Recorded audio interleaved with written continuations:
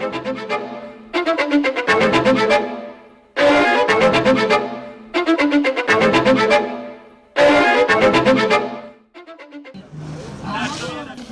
farmers in Uganda are accustomed to laying crops like maize, groundnuts, sorghum, rice and cassava out in the sun to dry.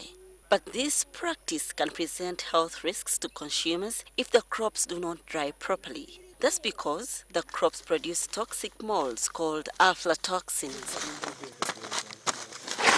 Aflatoxins are poisonous substances produced by a fungus called Aspergillus flavus. They contaminate the grains before harvest and during storage. Yeah, so as they feed on the food, they produce toxins, which later on become to be like waste products, but they are actually toxic, hazardous to the consumer. Aflatoxins live in the soil, decaying vegetation and hay. They are very dangerous to both humans and animals. Sliced cassava that is not well dried, if you break it, you will notice some grayish substance, and on the extreme, it becomes even black. Those are signs of fungus attack, and you can be sure that those aflatoxins have entered the food. Although the grains that have been contaminated are usually dried and processed, the toxins still find their way in the final product. Staple foods like pounded groundnuts, cassava and maize flour have been found to have the toxins, and these toxins end up being eaten by consumers. Sometimes you prepare peanut sauce and you feel there is some bit of sour taste. That one is an indicator that aflatoxins are there.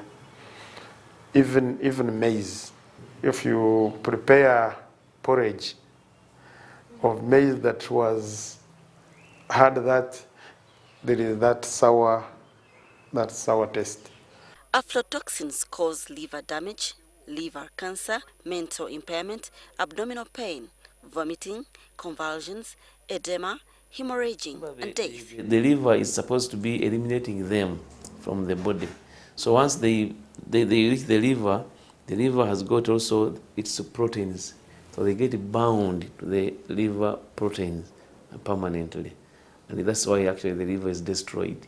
One can also get them into their body by eating meat of an animal fed on hay that is contaminated with aflatoxins. When an animal eats feeds which are contaminated, the toxins can be excreted in milk, meat, and also eggs.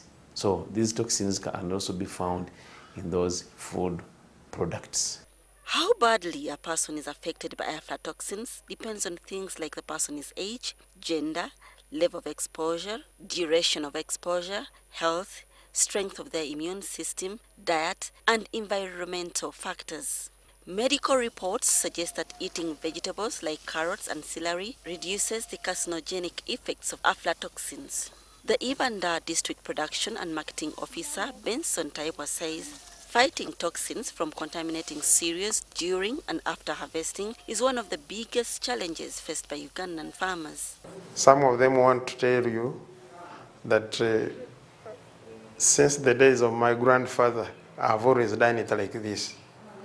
So you try to convince, show them that it works, and some of them take long to adopt. The district officials, in partnership with the United States Agency for International Development, have carried out activities to fight the burden of undernutrition in vulnerable groups. The project entailed mobilizing farmers into small groups to educate them on how to prevent their crops from being contaminated with toxins. It's a very specific training in terms of making sure that they're educated enough to understand what causes the prevalence of this fungus, what environment does it like, how do you manage it, how do you get rid of it, and a lot of it has to do with education. Amos Twesije is the chairperson of the farmers group in Ibanda.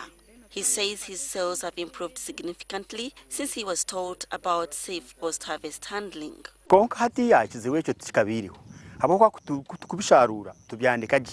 They have stocked enough maize and granules for sale and placed pallets under the sacks to avoid contamination. Samples of their products are subjected to tests. The red sign shows that samples from these granules have already been taken for testing, and farmers are anxiously waiting for results. But most of the testing that we do on the final product is a very comprehensive test that tests for the specific aflatoxin. If we had those machines and equipment to test, then would stop, would handle these issues right at the production level. But this educative project is only being carried out in 21 districts across the country. This means farmers in the rest of the districts will continue storing their crops poorly, which may consequently attract the aflatoxins. Irene Namialo, NTV, Ibanda District.